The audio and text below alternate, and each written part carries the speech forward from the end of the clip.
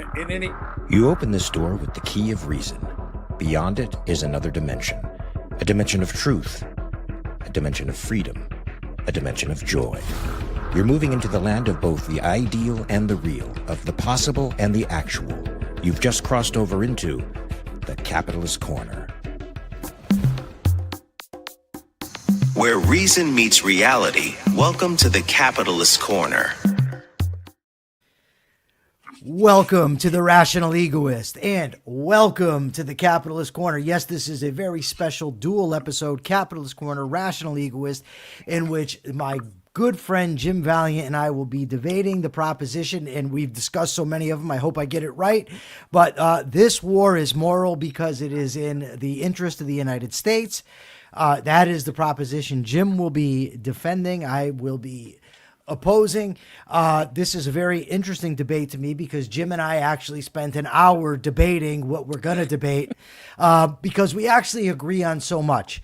And I think that that's very important as we have these disagreements with people who are our friends and allies, that we realize that we are much closer to one another than online disagreements would indicate.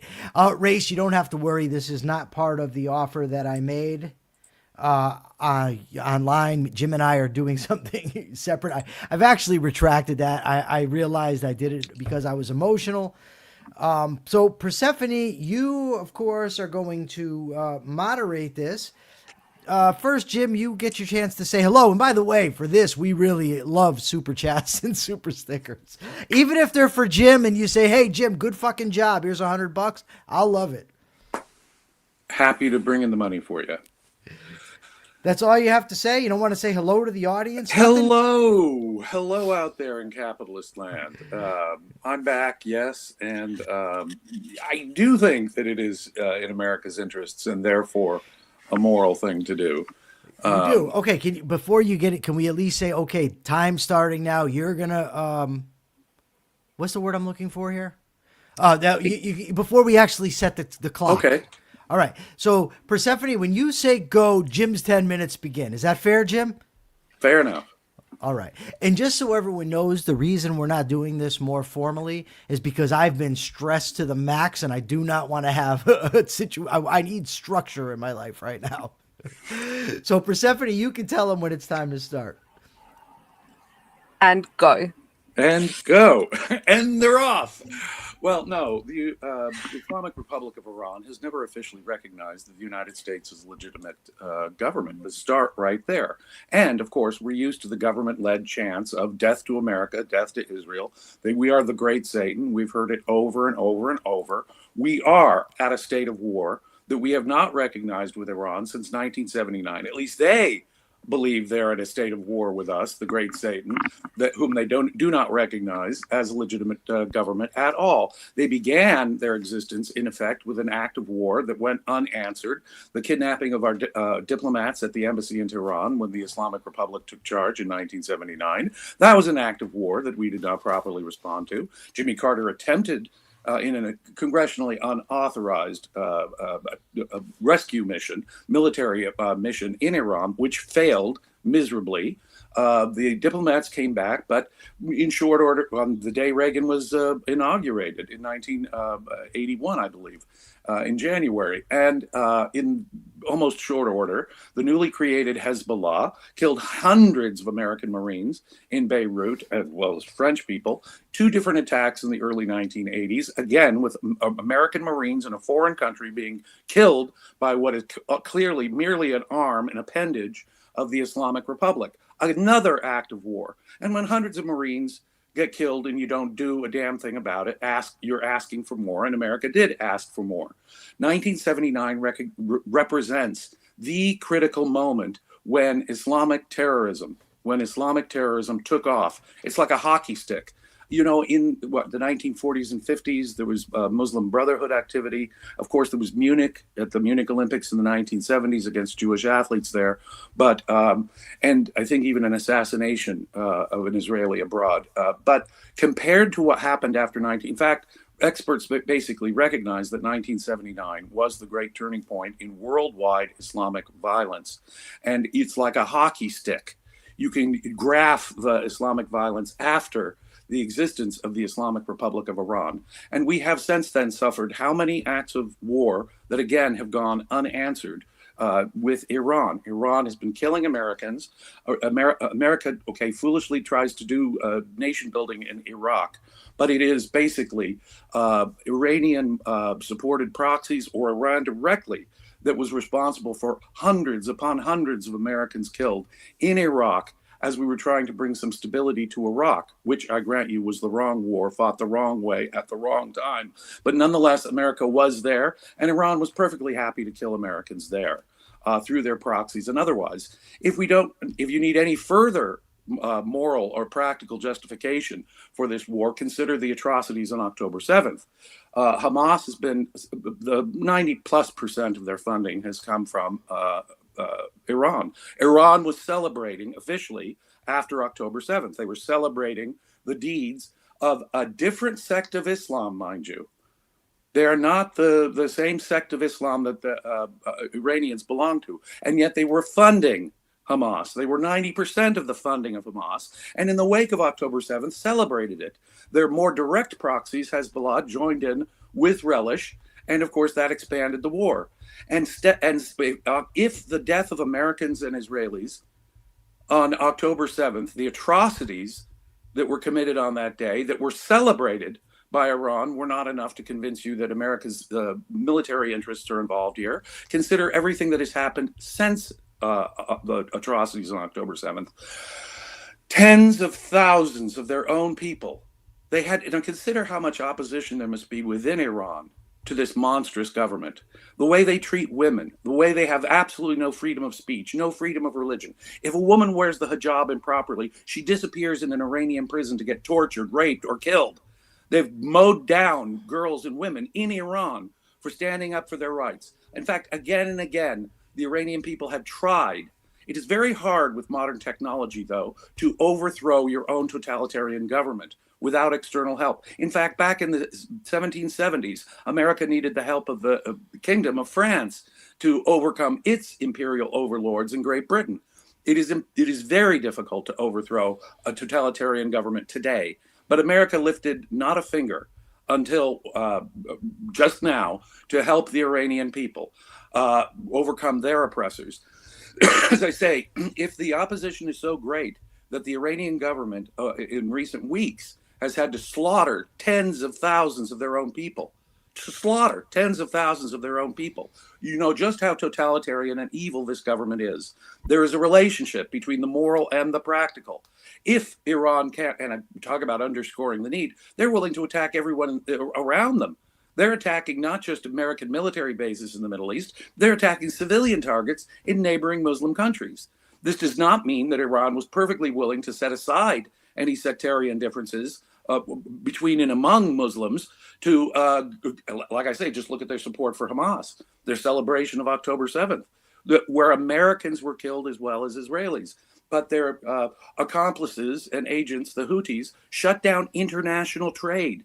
They had been mining the Straits of Hormuz so that at any moment they could shut down a significant portion of the world's oil supply. Their reach is global. They have sponsored terrorism that has reached South America. They were responsible for the Khobar Towers disaster. Again and again, hundreds and hundreds, maybe 1,500 American soldiers just in recent decades have been killed by Iran. They also have the best of all the countries in the Middle East. I mean, you can just ask AI about their ballistic missiles. Let's see. Iran possesses, this is the answer I got from AI this morning. Iran possesses the Middle East's largest and most diverse ballistic missile program with ranges of up to 2,500 kilometers, capable of striking Israel and U.S. bases in the region. They're getting better reach. Soon they'll be able to reach Europe with accuracy. And soon, of course, they'll be able to reach the United States. And of course, they've been attempting to get a nuclear weapon. Can be really no debate about that. Again, I asked AI. International experts in the IAEA confirmed that Iran's enrichment of uranium to 60% far exceeds the 3 to 5% required for civilian nuclear energy. I mean, that's that. They're obviously trying to get a nuclear weapon. Combined with their ballistic missile program, they are a threat to the entire world. Combined with their aggressive activity through their proxies, with the Houthis, Hezbollah, militias, terrorist actions in Africa, terrorist actions in South America. They represent a threat to civilization as such and the entire world. And Iran with ballistic missiles, Iran with a nuclear weapon, obviously represents a direct threat to the United States of America. So if the standard is the defense of America, the long-term defense of America's interests abroad, then there's no question that Iran represents a direct and deadly threat to the United States of America and all of its allies, to which America has every right to respond. America has had a right to respond militarily after act of war, after act of war, after act of war. Given their current desire to have a nuclear weapon, which is clearly demonstrated by the way they're enriching uranium and putting it a mile under a mountain, as if we needed any further circumstantial evidence of their deadly threat. Can you imagine a theocratic, given the madness of the way they're conducting their response to this, you can see they're controlled not by rational actors at all, but these are the desperate acts of theocratic madmen. And when you've got a nuclear weapon and ballistic missiles in the hands of theocratic madmen, they will use it. Unlike the atheist Soviets, for example, or the secular communists in China, for example, who might have some restraint in using nuclear weapons, these theocratic lunatics will not have and would not have such and even the possibility of that. When you've got ballistic missiles like this and a nuclear program like this poses a threat to every nation in the world. No dictatorship on the planet is legitimate. We can attack, as Ayn Rand said, any dictatorship at any time. Now, the moral question does not end there. Is it in our interest? Is it going to be some altruistic, slaughter of young people like we did in Vietnam or for 20 plus years in Afghanistan? Okay, those are obviously unjustifiable because they weren't in America's interests. We were trying to save the world, nation build in Afghanistan. We were trying to save the world by what? Showing that we were crazy in Vietnam? Obviously, those were simply altruistic slaughters. But in this case, we have a government chanting death to America. We have them celebrating and materially supporting what happened on October 7th and joining in with all their proxies to assist in the destruction of Israel and the shutting down of international trade and the development of ballistic missiles that can reach Europe or the United States. Clearly on the table here, we're talking about a morally justified war against totalitarian monsters who deserved it decades ago. Thank you, Jim, for a well thought out opening. Before I get started, I want to read two quotes that capture my thinking on these issues. They're both from the same person, a person who has shaped both James and my thinking. I'm referring to Dr. Leonard Peikoff. And the first quote is from Objectivism, the Philosophy of Ayn Rand. We are often told that someone's noble ideal can be attained only by evil actions, which we are then urged to perform. Objectivism rejects this license to immorality. The end does not justify the means. The truth is the exact opposite. An immoral means invalidates the end. The next quote I want to read from Dr. Peikoff comes from Ominous Parallels. The genius of the Founding Fathers was their ability not only to grasp the revolutionary ideas of the period, but to devise a means of implementing those ideas in practice, a means of translating them from the realm of philosophic abstraction into that of socio-political reality. By defining in detail the division of powers within the government and the ruling procedures, including the brilliant mechanism of checks and balances, they established a system whose operation and integrity were independent, so far as possible, of the moral character of any of its temporary officials. A system impervious, so far as possible, to subversion by an aspiring dictator or by the public mood of the moment. So while much of what Jim said I agree with, I just find it to be irrelevant. The question isn't to me whether Iran is evil. They undoubtedly are. The question isn't that they've killed and slaughtered their own people. They absolutely have. The question isn't did they fund Hamas. They did. Parts of the statement that he made are relevant, of course, that they have attacked America and that they are still planning to do so. But this isn't a matter simply of, well, they want to attack us, so we kill them. This is an all-encompassing thing that has to start back at the root. And by root, I don't mean roots in Iran. I mean the roots in America. In America, we set up a constitutional system of checks and balances. The reason that we have that is to protect us from tyranny. And it does not matter how many former presidents, congressmen, or anybody else have violated it.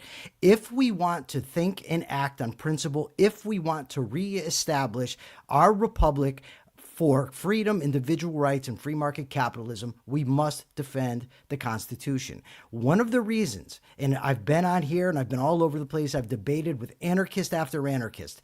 One of the reasons I oppose anarchy is because in order to be free, you have to have objective law knowable beforehand in order to act. When you put that power in the hands of one man, you have arbitrary authority. Article 1, Section 8 specifically says that the United States Congress can declare war. Article 2 says the President of the United States is Commander-in-Chief when the military is called into service. I refer to Article 1 to say who can call them into service. So, is it moral to violate the fundamental document of your political system in order to achieve some end? Right off the bat, I would say no. It's a check against it. Now, of course, I'm a big defender of the ethics of emergencies. If a situation is an emergency, it's temporary, you have to act, and then you can be restored to your original position, then that's a different set of circumstances. This was no emergency. Yes, Iran's been our enemy for a long time. They haven't come close to defeating us yet. There was certainly time for the president to go to Congress and get a declaration of war. Also, we need to get into some of the stuff Jim said, for instance. And I do think it's relevant because if it's going to form part of the argument for why we should attack them. Jim rightly cites 1979 and the experts saying that's the starting point. Jim is dead wrong that the experts say that Iran was the font of this. The fact of the matter is the Muslim Brotherhood, founded decades before, was an inspiration for the Iranian Revolution and for the Sunni extremists. Saeed Qutb, the intellectual speaker for the Muslim Brotherhood, inspired both Sunni terrorists and the Islamic regime. The Islamic regime in Iran. You also had the Russian invasion of Afghanistan in '79, and you had Sunni groups that seized this place in the Holy Land in Mecca. So you can look at that also. The reason it's relevant is because right now we are allied with countries that house the Muslim Brotherhood, that support the Muslim Brotherhood. We could have went to war with Qatar. They're our ally. We could have went to war with Turkey. Both countries support the Muslim Brotherhood. Both. Yes, and it's true. They are enemies with Shia, but Jim is right. At times, they will collaborate. But the problem is they are enemies, and they do serve as a counterweight against each other. So now that we have the constitutional question, and why I think that regardless, once you've violated your fountain, once you've strayed from your principles, anything afterwards is immoral. So, but let's just look into some of the other things that might make this immoral. First of all, Donald Trump's administration has already said this is not a regime change war. Well, then what's the goal? Who's going to replace the Iranian regime? Are they going to be an ally? Are they going to be an enemy? We simply do not know. There's a lot of optimism out there about what's going to occur. It's based on pure speculation. Go back in time. Look at the optimism in Afghanistan. Look at the optimism in Iraq. They were both there. Both. Neither worked out. But we're told, well, but the Iranian people are different. I remember an article from Weekly Standard in 2003. Don't fear the Shia. Don't fear the Shia. Next thing I knew, Muqtada al-Sadr's armies were attacking Americans in Iraq. You simply don't know what is going to occur. There's simply too many unknowns. We have an erratic president at the helm who's surrounded himself with sycophants.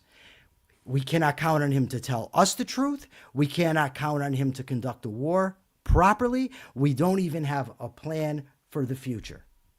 So given all of these unknowns, and by the way, had there been a declaration, had this gone to Congress, for a debate. We might have found out, okay, what is the plan? What is the end goal? Do we have a governing coalition ready to take over the country that's going to be our ally? We have none of that. And there's also a distinct possibility, and Jim cited the experts, so I will refer to the experts also, and anybody can Google it, what the experts say. A collapse of the Iranian regime, there is a very good chance that Sunni extremists in the area will be emboldened now that a counterweight has been eliminated. Very real chance. It's not so clear cut that we will have all these great results coming from it. Did the Iranian regime deserve to die? Abso-freaking-lutely. Did they deserve to be removed from power? Abso-freaking-lutely. Is it immoral to attack a dictatorship? No, not on its face, but the question isn't simply, is it okay to take out a dictatorship? The question isn't simply, do these people deserve to die? The question is this in the interest of the American people? So, is it in the interest of America to have a president act arbitrarily? Is it in the interest of the American people to violate our founding documents? Is it in the interest of American people to attack a country without a plan, without knowing what's going to come in the future? I mean, all war has uncertainty, but there's nothing. And Jim's not doing this, so I'm not attributing this to Jim. I'm just for anybody else out there. The idea that Trump is playing 4D chess, laughable. I do not trust them. And what's coming down the pike, by the way, what do governments normally do in wartime? They restrict the liberties of their people at home. We've already seen Trump's willingness to do this when he's threatening media companies, when he's unleashing ICE on our cities, and when he is just talking about taking guns without due process. Imagine what he'll do if we are at a full-scale war. It is simply not clear that this is in America's interest. What we needed to do was get a declaration from Congress. Had that occurred, I might agree to the war, depending on what the plan was and what was said. We do not have that. With that, I turn it back over to my brother Jim for his 5 minutes. Maybe he doesn't need it. I don't know. No, I do. I mean, you might have, had there been a declaration of war. See, I don't really think that's your fundamental objection. I think from what I'm detecting here, it's the fact that it's Mr. Trump doing this that is at least as much the issue. Because had there been a declaration of war, I grant you there would have been all kinds of additional benefits. We would not have had to have restrained ourselves in numerous ways. For example, that would have opened up a possibility of occupation, such as we occupied West Germany after World War II, or Japan after World War II, to impose a government. That is clearly not what Mr. Trump wants. Mr. Trump does not want boots on the ground. He has stated that, and that minimizes a lot of the problems that were associated with the previous wars, burned by the Iraq and Afghanistan experiences. You're not alone, Mr. Leibowitz. I understand you supported those wars. I opposed them.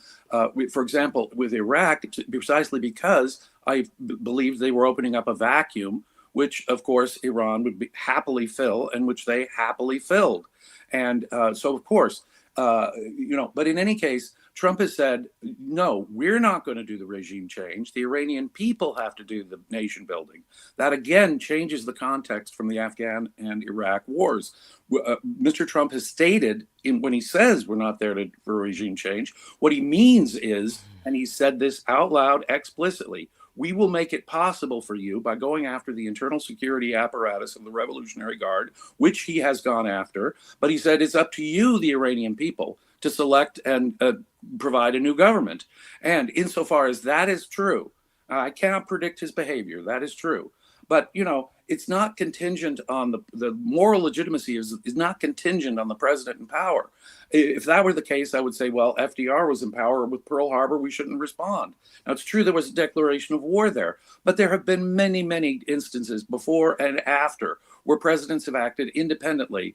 And it's good that you concede that what James Madison and Alexander Hamilton argued in the Federalist Papers, that in times of emergency, presidents can act. But that's not I agree, that does not, so you and I can have, but presidents have also asserted that under Article 2, they have plenary powers which includes this sort of thing. And we don't have to go back further than the previous president, Obama, who was doing all kinds of such unauthorized things in various unauthorized places, even hitting U.S. citizens. So we have to have two columns here. I will complain about the constitutional violation, but I have a long list of constitutional violations that are now settled law or settled precedent from U.S. presidents. And so I have to keep two columns going. I will constantly complain about the constitutional issue. And the violation of the Constitution is a serious issue. That does not make the action itself immoral, not the action immoral. So what I do is I have two columns here. Is the action, so for example, if the government has laws against racketeering and organized crime, was it moral for the government to go after the KKK or the mob or whoever else? It was. They were doing a moral thing that was unconstitutional in my view, because it completely warps the Commerce Clause out of all recognition. So is it bad and does it undermine? Would this have been a great opportunity for the president to say, well, we're going to do things differently than presidents have done recently. We're going to go to Congress. What a great opportunity to set a new precedent this might have been. But the headline here isn't President Trump acts like all recent presidents have acted. The headline here is the evil Iranian regime, which is a threat to the United States, is being taken down. Now, by saying that we won't put boots on the ground, we obviously are minimizing some of the very problems that you're talking about. I think we can take out the government and make sure that an evil Islamic government does not rise to power again from the air. And I think it should be left up to the Iranian people to decide. I'm not expecting a Jeffersonian republic at the end of all this. I'm hoping for something significantly better that is less of a direct threat to the United States. But in effect, you have conceded that they've killed Americans. They have a ballistic missile program. They yell death to America. They are seeking to enrich uranium to the point of getting a nuclear weapon. If you concede all of those things, then you concede the fact that they are a direct, violent threat to America and its interests. If you concede all of that, then what you're saying is that there is not only the moral justification in the case of any dictatorship, but a specific reason, because this dictatorship is an aggressive threat to civilization as such. And once you've conceded that, then we have to act. We cannot, for example, let Hitler take over. Even if there were no declared war against Hitler back in the early days of World War II, I would say President still take out Adolf Hitler, whether it's constitutional or not. The Constitution cannot serve as a death pact. Okay, so initially Jim said he thinks that a fundamental part of my argument is that it's Donald Trump in office. No, my argument is actually multifaceted. It's that one, it's unconstitutional. Two, the character of the man in office absolutely matters. This man has shown no character at all. He's shown that he acts on whim. He changes his mind on whim. The fact that he says now no boots on the ground, that doesn't mean a week from now he won't change his mind. He does it all the time. I don't care what he said. It's irrelevant. He will turn on a dime. All right. So it's and also based on the fact that there's no plan. We don't know the results of what's coming. There's no way to know. There's a lot of ways this can go very, very, very south and come back and bite America in the ass. You do not save your liberties by stepping on them. You do not rescue your constitutional republic by throwing the Constitution away. I don't care how many presidents have done it. I don't care Obama, he did it, and I said he was wrong as well.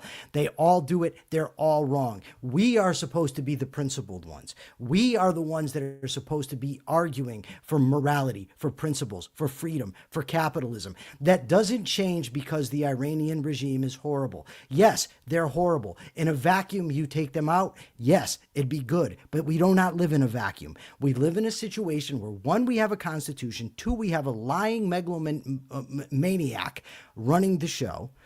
Three, there's no plan. We do not have a functioning government that's going to take over. And also, the idea that you're going to accomplish regime change with airstrikes alone, I would love to see the historical precedent for that. Because as far as I know, it's never occurred. Now, you may be able to pull something with your historical knowledge where one time it's occurred somewhere. Generally, no. Experts, again, Jim cited the experts. Ask the experts. Does regime change, is it likely to occur from air alone? No. We're all aware of mission creep. These things never go as what they're planned to go. There's always something comes up, always some contingency, hypothetical, something that could occur.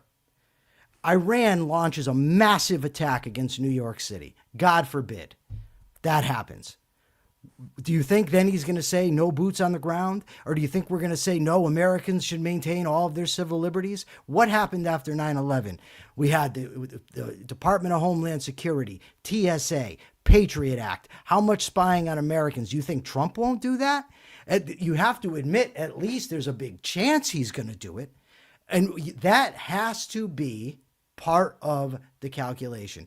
Oh, and yet Christopher Smith, yes, I will say Iran was not involved in 9/11 because they were not. It's just not true. I had to address that, Jim. I'm sorry. It's not part of our debate. But he says that in there. Don't say it. Well, I just said it. So, again, simple. I'm going to repeat myself. Violated the Constitution, which violates our fundamental principle as a country.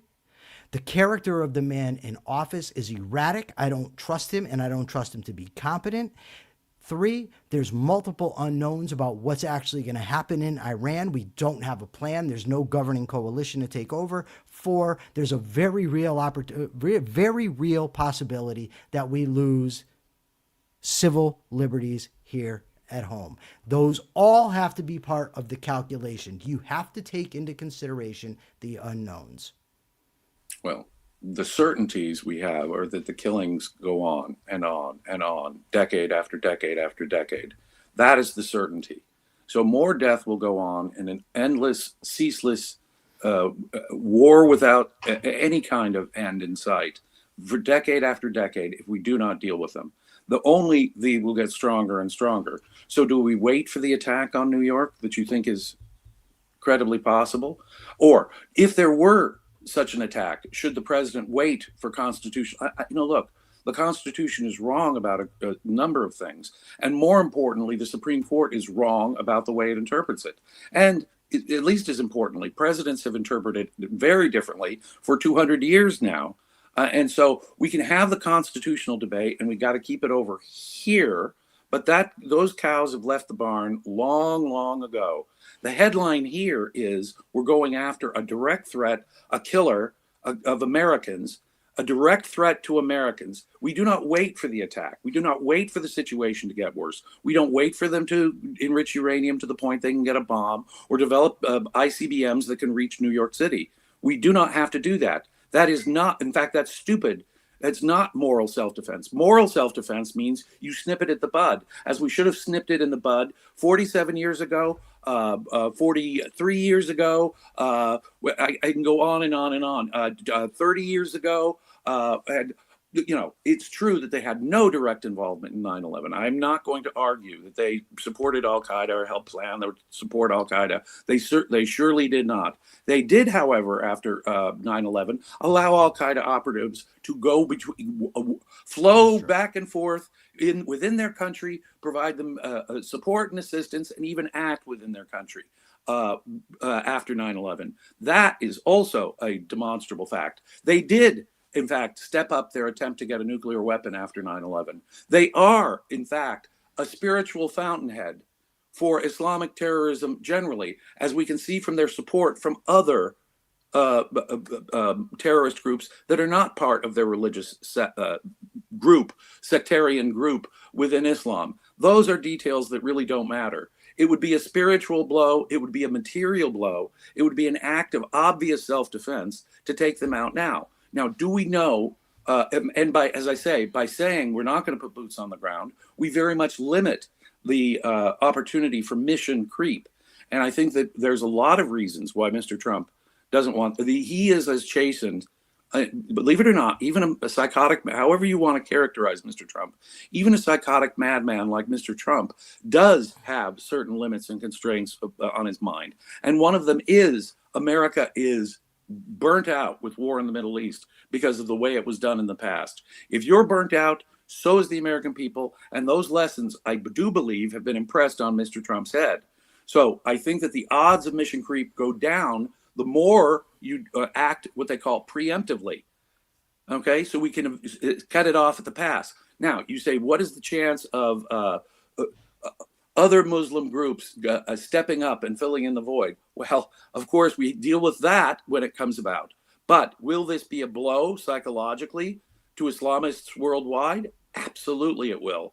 Allah is not at least on the side of those guys because, unlike Christianity and Judaism, Islam has this Allah is on the side of the victor idea.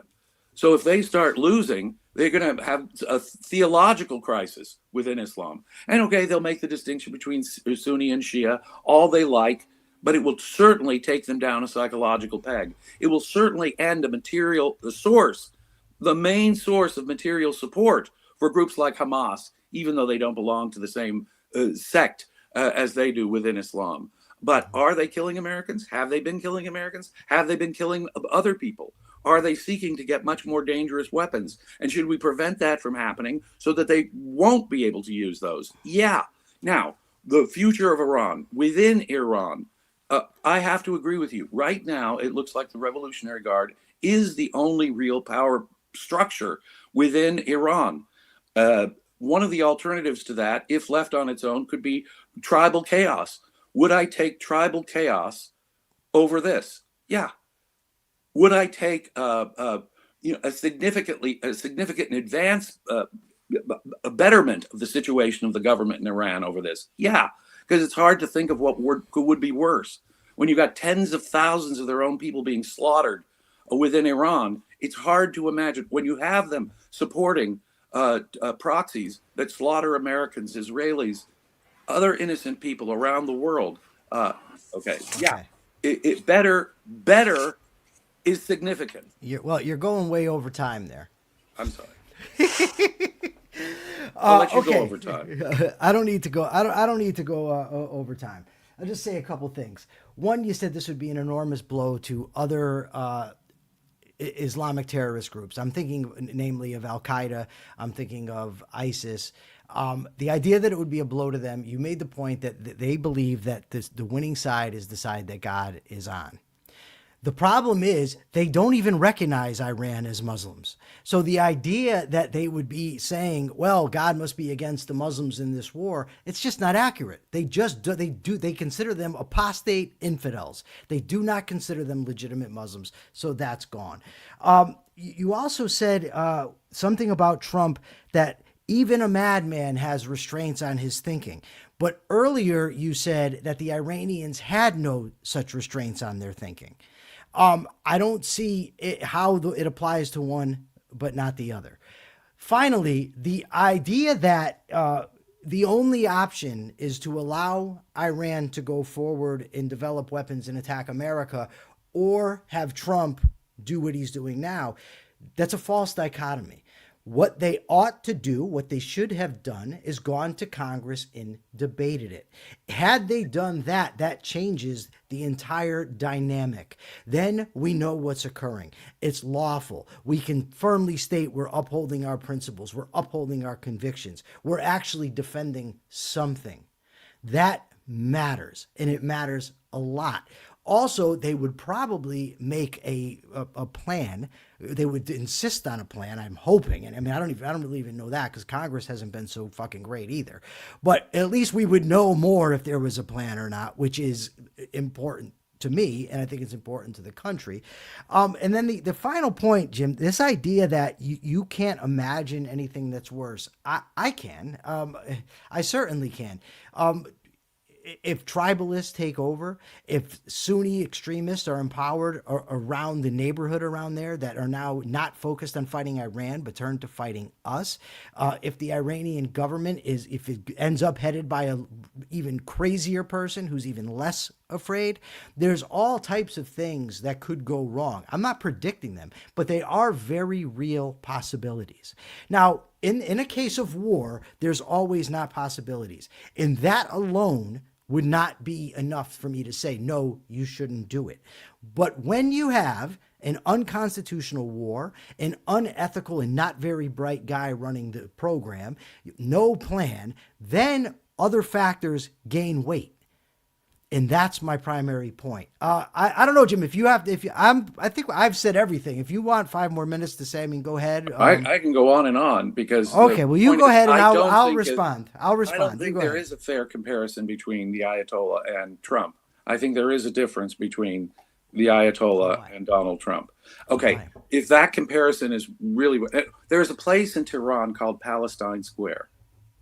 Okay, they were celebrating October 7th. They were materially supporting Hamas. So to say that this won't have an impact on other terrorist groups that belong to a different sect of Islam, I think is naive and goes against the actual facts on the ground.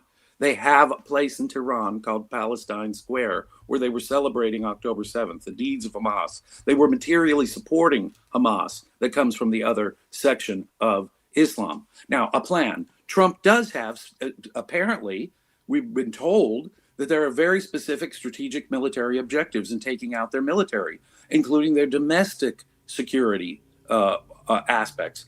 And Trump has said, then the change in government will be up to you. Now, I think that's too modest. Oh, by the way, a declaration of war would have put Trump completely in the driver's seat.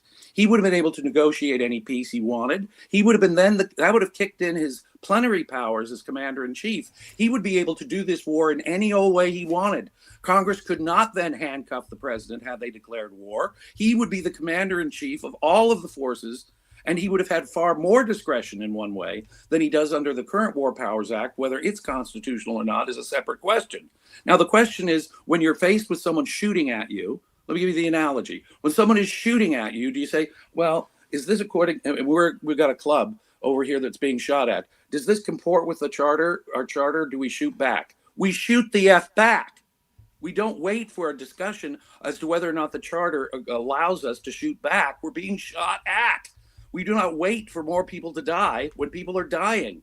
Decade after decade after decade, people are dying. That has to stop. And the only way for deterrence to send out the message, you ought not to do this, or you're going to get your butt kicked again.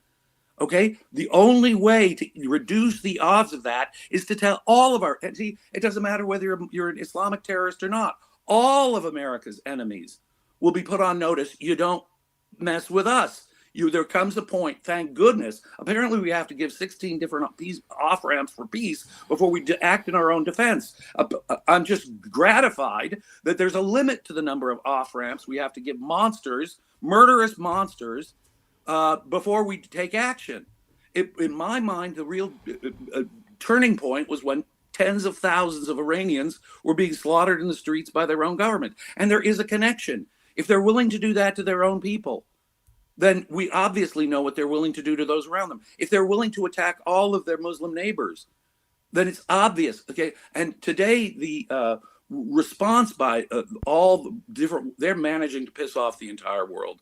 This is what happens when you got theocratic madmen running your country. They're acting so counterproductively and stupidly that the idea of blowback from other Islamic, this is where they'll stress the differences and say, oh, well, they're not part of our. Well, guess what? It will send a signal that we don't really care. You see, we were willing to fight ISIS and take them out. Oh, yeah, but they were anti-Iran. Right. And we're willing to fight Iran. Right.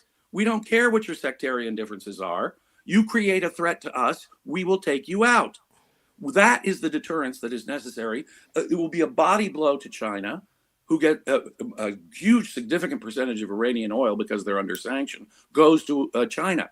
A significant percentage of Chinese oil comes from these guys. They sell drones to Russia. This will be a body blow to Russia. This will be a body blow to China. This will be if anything, this will get people less likely to be hostile to what America is doing in the region, mind you, given the way Iran is responding. There's all kinds of ways in which America's interests, international trade, keeping trade open in the Red Sea, keeping the oil flowing through the Strait of Hormuz, are in the direct interest of the United States, not to mention the Americans who were slaughtered and the atrocities on October 7th, which they funded and celebrated. Mm-hmm. Now, you say, Trump has no plan. He apparently has some very specific strategic objectives. He apparently has reassured people that it's not going to involve boots on the ground. That dramatically eliminates many of the negative consequences. I agree with you. War is a bad thing in the sense that it almost always creates this excuse to violate civil rights and to change the atmosphere. In the wake of 9/11, we did more rights violating actions by creating Homeland Security, empowering the FISA courts, et cetera, to spy on Americans, which is exactly what they did. And I've been calling them the Star Chamber since they were created 25 years ago. Okay, I am on record on this point. And we've done more to harass people at airports through security than we have. Okay. First of all, I agree, but because we were fighting the wrong wars in the wrong places. okay. I have more to say, apparently. Well, you did, but you can't just go overtime. All right. So Okay. first of all, I was not saying that Trump and the Ayatollah are the same. Oh, That's laughable. Jim Okay. said that in two cases. One, Jim said madmen have no blocks in their thinking that stop them, but then he said madmen do. In one sense, he said that they have no checks on their thinking in regard to using nuclear weapons, but evidently they do have checks on their thinking in regard to deterrence. The problem is, Jim says, make no mistake that this will be a blow to even Sunni groups, Sunni Islam. Okay, all I can say is Google it, because Jim referenced the experts earlier on. See what the experts on the region actually say are the possibilities if there's a full collapse of the Iranian regime in terms of emboldening Sunnis around them. Very real possibility. The problem here is that all of the bad things are up front. Violating the Constitution, it's going to cost money, it's going to cost lives if this war gets extended. All of the good things are hypotheticals, speculative. This could happen, this could happen, this can happen. But we don't have any evidence that they're going to happen. The benefits are speculative. The cost in terms of violating the Constitution, very real, but there's also very real speculative negative consequences. Also, the analogy between this and somebody shooting at me are not the same thing. Yes, Iran is planning. If somebody was planning on shooting at me, that would be a better analogy. Right now, Iran is not launching missiles at the United States of America. Would they? Will they? Probably. But that's what Congress is for, to decide on those types of things. And then we can get a declaration of war. All right, it's time for, I'll cede my time right now. Let me just sum up once again, because I see some confusion in the chat. My argument is the proposition of the debate was this war is moral because it's in America's interest. Jim was responsible for proving that, and I think he has failed, and I will tell you why.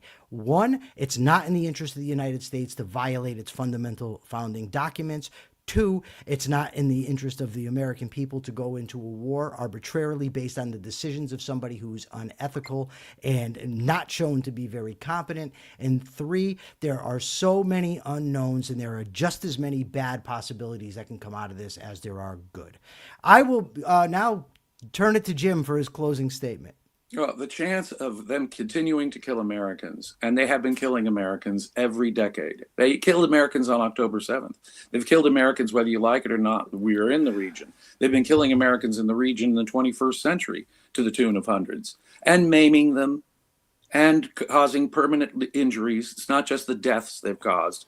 Oh, they've been killing people around the world. So the chances are 100% that they will go on killing people if we don't do something. The chances are 0% of getting any improvement if we don't do something. So if we take no action to take out this regime, there's a 100% chance of ongoing killing. There's a 100% chance that they continue to seek a nuclear weapon. There's a 100% chance that they continue to develop their ballistic missiles to make them still more deadly. There is a 0% chance of any of that changing if we don't take the action now. And the dangers are up front, and the unknowns are in the future. This is true for any military action. But I could not imagine a clearer moral issue than this war. This war is a clear morally justified, precisely because Americans have been getting killed and killed and killed, decade after decade after decade, eliminating America's ability to act abroad in the defense of civilization. They were the material support for Hamas. They are attacking their Muslim neighbors. Okay, the chances for will ISIS? Well, wait, what did we hear from the Syrian president? Is there a chance for ISIS to be other? Of course there are. That's been an ongoing threat and will continue to be an ongoing threat. And we deal with that ongoing threat when it comes up, when it emerges, as we did with ISIS. It's not an excuse to not do anything when you're being shot at, because that is the analogy. We've been being shot at in the hundreds over decade after decade after decade for the better part of 50 years. The violence and 100% chance of ongoing deadly violence is 100% if we don't do something. The chances of them getting more sophisticated missiles and a nuclear weapon is there without us doing anything. Now, in fact, if anything, America should be willing to provide material support, in my view, arms if necessary, to a more secular regime in Iran if we can get a coalition. Does that mean perhaps getting exiles back into Iran who might create something better?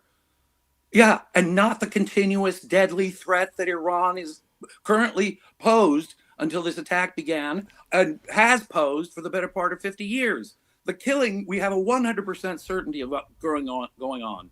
Any stoppage of that was a 0% of being ended if we didn't do something. Not to mention the fact that they are a brutal regime oppressing their people.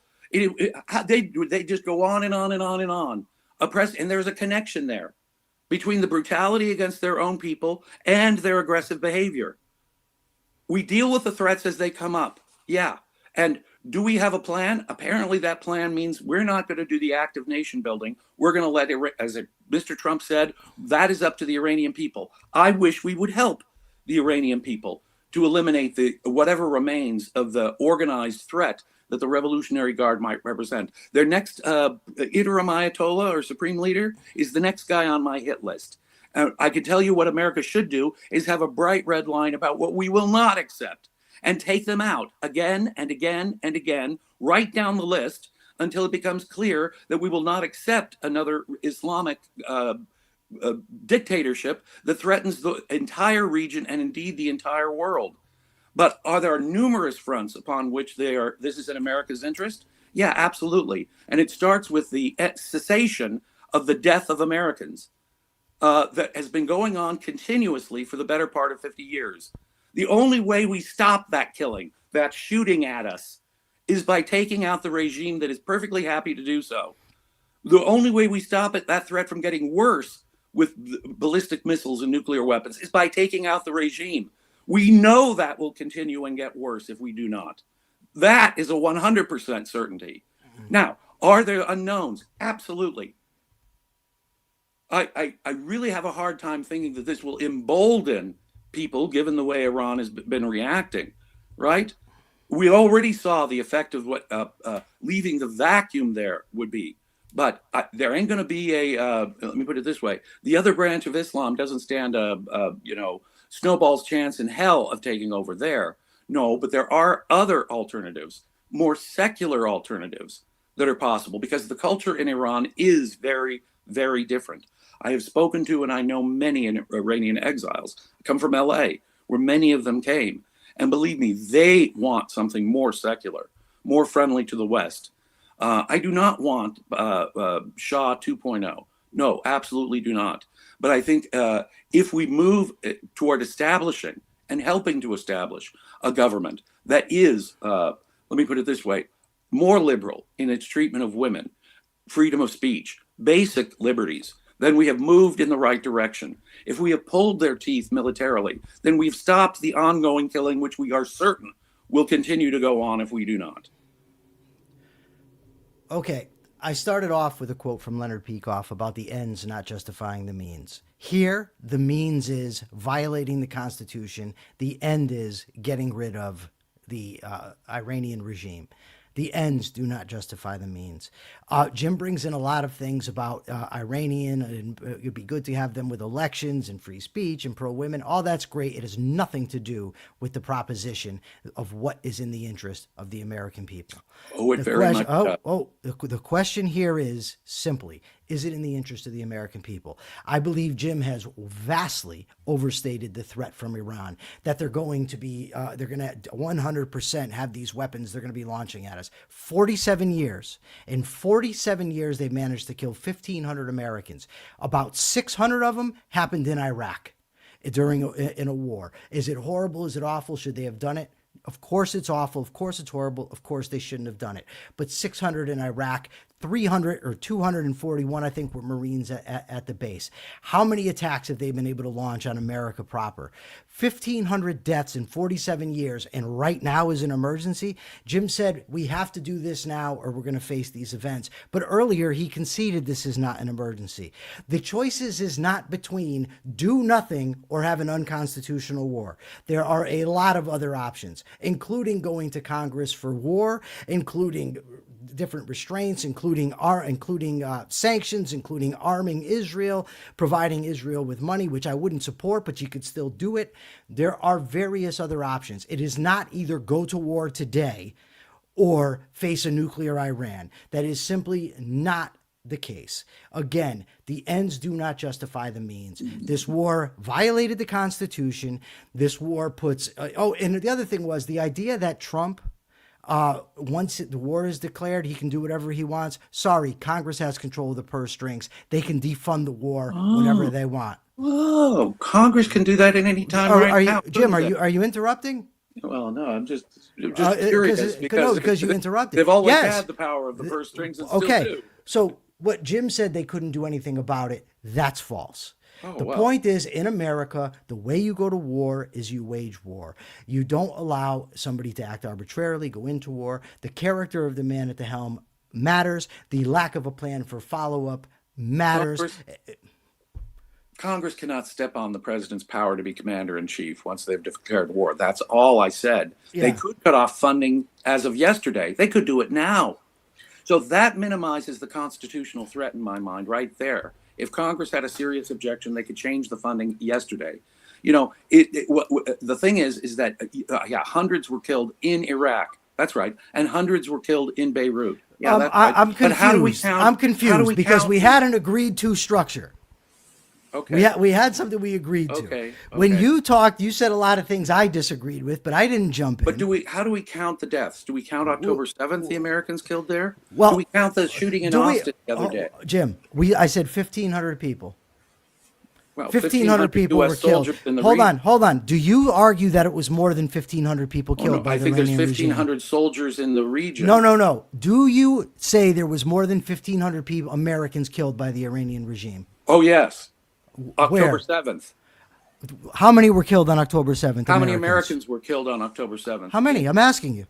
Well, I don't know the specific number, but it was. But you're saying it brings it up way above 1,500, and you don't not even know way the number? Above. But but what I am saying is you have to count. And by the way, there's no evidence. While Iran funds Hamas and has given them tactical support for decades, there's no evidence that they were involved in the planning, had foreknowledge, or anything else of October 7th. And October 7th, as bad as it was not an attack on the United States. Iran could have American citizens were attacked. In fact, supporters of Iran just did a shooting outside of Austin the other day. Now, how do we after count the that? war started. How do we? Yeah, that's right. Okay, hold on, Robert. I want to answer Robert because we have to wrap up because I do have things to do. But Robert, of course, if they're killing, and it's horrible. But when I make the statement that they killed 1,500 people, and then it's brought in because they killed people in Israel, then of course the number matters. Otherwise, why bring it up? The Khobar Towers, terrorism. That's all part of it. That's all part of the 1,500. That's all part of it. Khobar Towers, embassy bombing, Beirut killings in Iraq. It's all part of it. That means, though, that they're willing to go as far as our presence there isn't what is causing them to kill us. They're happy to kill us wherever they can. They yell death to America. Yeah. They're not restrained in how they kill Americans. Exactly, That's enough. Jim. Exactly. They're not restrained in how they kill Americans, and yet in 47 years they managed to kill 1,500. That's right, and they would kill more, and they will go on killing more. Unless we went to war right now. Yeah. Well, so if we didn't go to war right now, and this wouldn't have stopped it will happen. Oh, this is the time. Okay, you do not know that, for one. For two, Trump didn't try any other way, and that's highly relevant. So you cannot say, after you already told me he didn't have to do this now say, yes, he had to do it now. Yeah, let me put it this way. This was the opportune moment. He had long ago said... What is he? I don't know. Now I'm lost. Akira Felix, I'm not a pacifist. Kick their fucking asses. Just get a declaration of war. That's it. Yeah, but even with a declaration of war, the operational command and even the termination, the peace treaty that would come, would be within the hands of the president. That's true, but they could still put a stop to it if they wanted to. Okay, we have to. They could do it right now, but yes, they do. They do. There has to pass a consent. Jim, how can Jim? You keep bringing up irrelevant stuff. You initially claimed they couldn't do anything to stop it once a war was done. I said yes, they could, and now you're saying, oh, but they could do it now with something which I never disagreed with. No, I never said that Congress couldn't cut off the money. You said they could do nothing to stop Trump once war was declared. No, what I'm saying is Trump would have more operational control when you. But that's not what you said. I can't respond to what your secret meaning. Okay, but it's time to do the capitalist thought of the day. It is. Yes, Jim's going to do the capitalist thought of the day. Government exists for one purpose and one purpose alone: to protect its people from the initiation of physical coercion from other people, whether it's criminals within their country or threats from abroad. And there is no question in my mind that when you have a dictatorship that slaughters its own people, they are perfectly willing, and they are the ones who are going to become an aggressive threat. The history of modern warfare shows that dictatorship is the cause of war. And Jim, you're using the capitalist thought of the day for no. I won't bring up Iran. You already had your chance to give your closing thought. Okay. I want you to give a capitalist thought of the day, not continue the same argument. A capitalist society will end aggressive threats from dictators. Yes. Unless those capitalist societies are not bound by the rule of law, unless those capitalist societies do not adhere to their own liberties and protect their own freedoms, I'll give the capitalist thought of the day, and it's going to be a real one. Jim Valiant and I are very good friends. I love Jim like a brother. The truth of the matter is Jim and I have far more in agreement on this than we do disagreement, but we did want to debate, so we had to find something that we disagreed with each other. So we've done it. The point is that in a free society, it's best when good people can disagree and resolve their disagreements with arguments, not insults, not ad hominem attacks, not like Louise Montaigne in the comments saying, this is ridiculous. Iran is an evil actor on the world stage. Louise, I would challenge you to do something. You quoted your little thing from chat this morning, how this is not a war. Why don't you go look at my response, Louise? And after that, why don't you check yourself for sticking your nose in business that isn't yours, like you did months ago when you maligned my friend here. Then you can block me, and then you can haul ass because you're a phony. Never mind. Capitalist thought of the day: good people can disagree honestly without telling each other that they're ridiculous. Jim, I love you, brother. I love you too. And question for YouTube: did you at least enjoy the debate? You don't care about my bullshit, but you sure are here to comment about it, woman. Kick rocks. Why don't you step up to the mic and debate me, Louise? Bring your arsenal too. Immoral phony, making judgments about people you don't know anything about, but had no problem putting it out on the air. I kept my mouth shut then. I won't do it now. Check your premises. Check your premises, guys. Please, Louise, do check your premises. And in the words of the great Eminem, you really don't want to step inside no mic booth. Come on now, you know the white boy will bite you. Bring it. Bring your pals. Goodbye.